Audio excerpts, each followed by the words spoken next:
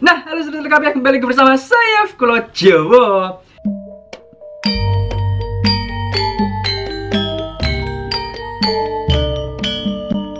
Nah, di video kali ini aku pengen ngasih tahu kalian kalau kalian kerja di Jepang, pajak apa yang harus dibayar dan asuransi apa aja sih yang harus kita bayar dan berapa kita membayarnya. Yuk kita bahas satu-satu. Nah, kebetulan nih aku udah bawa slip gajiku ya, slip gajiku bulanan. Aku kan bacain di sini. Nah, jadi asuransi dan pajak itu di sini kalau di tempat saya kerja itu ada 5 yang harus kita bayar. Jadi setiap pekerjaan dan setiap gaji itu beda-beda nominalnya ya. Nah, ini menurut pajak yang saya bayar dari asuransi yang saya bayar setiap bulannya gitu ya. Jadi setiap gaji, setiap kenaikan gaji pasti pajak itu akan naik juga pajaknya, seperti itu. Nah, di sini nomor 1 yaitu asuransi apa sih? Yang nomor 1 adalah asuransi kesehatan. Asuransi kesehatan itu kalau di tempat saya, setiap saya membayar itu 13.200 atau sekitar ya 1,6 jutaan setiap bulan. Itu asuransi kesehatan saja ya. Jadi asuransi kesehatan ini bisa dipakai ketika kita sakit atau kita berobat ke klinik atau ke rumah sakit gitu dengan menggunakan kartunya itu ya, kartu asuransi itu kita sodorkan ke uket-uketnya atau ke resepsionisnya. Nanti kita membayar hanya 30% dari total biaya rumah sakit atau biaya berobatnya, seperti itu. Jadi kalau kita tidak menggunakan kartu itu, kita membayar 100% full gitu ya. Tapi kalau kita membayar dengan kartu kesehatan itu, kita hanya membayar 30% saja. Tapi walaupun 30% saja ya, menurut saya ya standar lah di sini, nggak terlalu mahal, nggak terlalu murah juga gitu ya. Nah, untuk kartu kesehatan ini, asuransi kesehatan ini beda-beda harganya ya, beda-beda kita membayarnya tergantung pekerjaannya dan tergantung asuransinya itu kan ada golong-golongannya gitu ya. Saya juga kurang paham, tapi di sini saya membayarnya segini gitu ya. Dipilihin yang memilihkan dari sana, dari pihak tempat kerjanya untuk kita golongannya seperti apa gitu ya, seperti itu. Nah, untuk asuransi kedua yaitu Kosen Nanking Hokeng, yaitu seperti asuransi pensiun gitu ya, asuransi pensiun atau asuransi di masa tua gitu. Nah, asuransi ini kapan bisa diambil gitu kan? Sementara kita misalkan kita untuk pemagang di sini ya, pemagang di sini untuk Kensusei atau lain-lainnya itu kan kontrak ya. Kontrak misalkan kontrak 3 tahun atau kontrak 5 tahun. Nah, sementara kita di sini tidak sampai tua, seperti itu ya, tidak sampai tua, dan ini adalah asuransi untuk masa tua atau pensiun. Nah, kita pensiunnya kapan? Gitu ya. Nah, jadi asuransi pensiun ini atau Nanking, biasanya disebut Nanking kalau anak-anak Kensusei Jepang yang magang pernah di Jepang tahu ya Nanking ya. Nah, Nanking ini bisa dicairkan ketika kita pulang ke Indonesia. Kita pulang ke Indonesia itu bisa dicairkan ya, biasanya dapatnya itu sekitar untuk teman-teman saya yang sepulang ya, bisa sekitar 50-100 jutaan dengan waktu magang, waktu kerja di Jepang itu selama 3 tahun ya, rata-rata seperti itu. Nah, di sini saya membayar tiap bulannya yaitu 27.450 yen setiap bulan bayarnya. Itu terus tiap bulan bayar dan itu sudah dipotong dari gaji gitu ya. Jadi kita sudah termasuk dipotong itu gitu. Jadi menurut kalian banyak nggak itu potongan segitu? Tapi itu tapi kalau uang Nanking itu atau uang di masa tua atau uang pensiun itu kan kita bisa terima lagi, tapi walaupun nggak 100% ya, nggak 100%, tapi uang itu bisa kita terima lagi gitu. Tapi kalau uang kesehatan tadi, kalau kita nggak berobat ya kita nggak dapat uang itu kembali gitu ya, kita bayar asuransi doang gitu ya.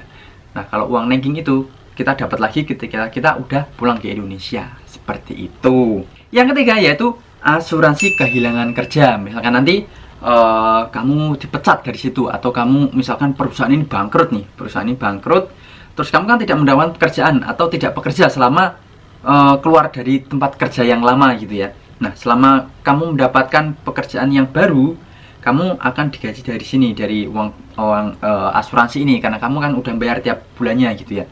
Kalau di sini nggak terlalu mahal sih, 945 yen atau ya sekitar 100 ribuan lah ya, 100 ribuan rupiah gitu. Itu dibayar tiap bulan gitu. Nah, jadi 3 asuransi ini tadi itu adalah yang kita bayar asuransi ya. Nah, untuk asuransi kecelakaan kerja itu yang bayar dari perusahaan. Jadi perusahaan bayar ke asuransi sana ya untuk asuransi kecelakaan kerja. Tapi kalau asuransinya 3 ini kita yang wajib bayar gitu. Nah, Terus ada potongan lagi selain 3 itu, selain asuransi itu, yaitu pajak.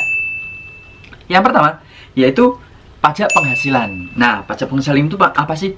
Pajak penghasilan itu yaitu pajak dari gaji yang kita terima. Jadi, semakin gajinya kita tinggi, semakin pajaknya itu tinggi juga. Pajak yang saya bayar tiap bulan yaitu sekitar di sini 6.960 yen. Ya, sekitar 800 ribuan. 800 ribuan bayar pajak penghasilan. Ya hampir 1 juta lah ya.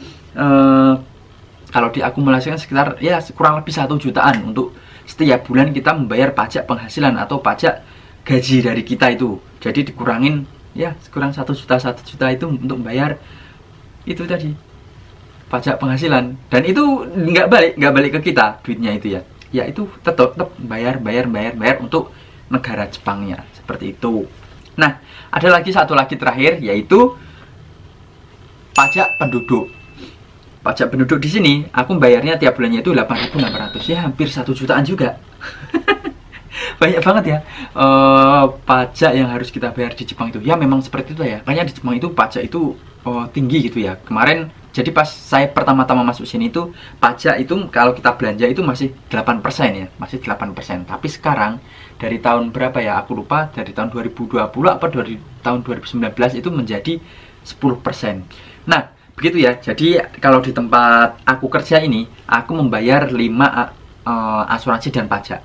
Jadi pajaknya 2, asuransinya 3 gitu ya. Karena ada satu asuransi yang membayarkan dari pihak tempat kerjanya, kita nggak membayar. Tapi yang wajib kita bayar asuransinya itu ya ini tadi 3 itu ya. Asuransi kesehatan, asuransi di masa tua atau pensiun, dan asuransi kehilangan kerja seperti itu. Nah, untuk pajaknya yaitu 2. Pajak yaitu pajak penghasilan dan pajak penduduk. Gitu ya. Nah, untuk total semuanya, total tadi itu kalau ditotalkan dalam bentuk yen atau bentuk uang Jepangnya yaitu sekitar 57.355. Ya sekitar kalau misalkan dirupiahkan itu sekitar 7-8 jutaan tiap bulan. Gitu. Jadi tadi ya seperti aku bilang, pajak ini tergantung dari pekerjaannya apa, terus banyak atau tidaknya gaji itu. Jadi tergantung dari gajinya itu. Misalkan gajinya makin tinggi ya pajaknya semakin tinggi, asuransinya juga mungkin semakin tinggi juga gitu ya yang diikutkan gitu. Misalkan gajinya sedikit ya menyesuaikan seperti itu ya. Nggak mungkin misalkan gajinya sedikit bayar pajaknya tinggi banget kan ya habis ya. Jadi aku pernah lihat video di TikTok gitu ya, di TikTok. Jadi gajinya itu dia kerja di Jepang orangnya. Jadi dilihatin slip-nya gitu kan, dilihatin slip gajinya. Lucu banget. Gajinya lebih sedikit dari pajak dan asuransinya. Jadi asuransi dan pajaknya itu bayarnya malah lebih tinggi dari gajinya. Gini, jadi ceritanya seperti ini. Misalkan gajinya itu 10 juta. Gajinya 10 juta totalnya ya, kotornya 10 juta. Untuk membayar dan lain-lain itu malah bayarnya itu 6 juta seperti itu. Jadi gaji bersihnya cuma 4 juta. Jadi gaji bersihnya 4 juta sama asuransi dan lain, tapi mungkin itu sudah dipotong rumah ya, menjadi 6 juta, 6 juta ya, 6 juta itu potongannya. Jadi gajinya bersihnya cuma 4 juta. Selisihnya ya malah gaji bersihnya lebih sedikit dari potongannya gitu ya. Paham nggak? Perbandingannya tuh malah gaji bersihnya lebih sedikit gitu loh. Gitu ya.